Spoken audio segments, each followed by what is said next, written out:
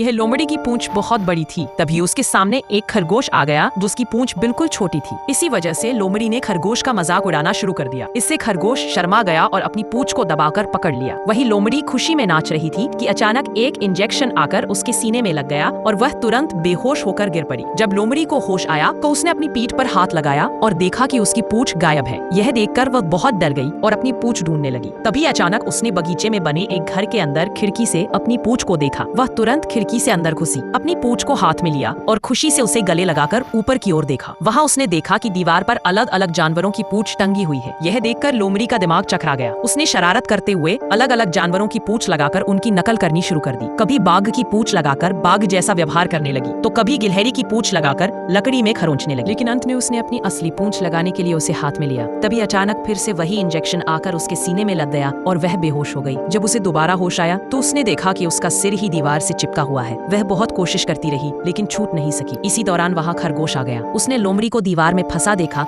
तो उसके दिमाग में शैतानी चाल आई। खरगोश ने लोमड़ी की पूंछ को उठाया और उसे अपनी पूंछ की तरह लगा लिया और अपनी छोटी पूंछ को नीचे फेंक दिया। इसके बाद वह खिड़की से बाहर निकल गया। वहीं दूसरी ओर अपनी पूंछ खोने का दुख न भूल पाने के कारण लोमड़ी वहीं मर गई।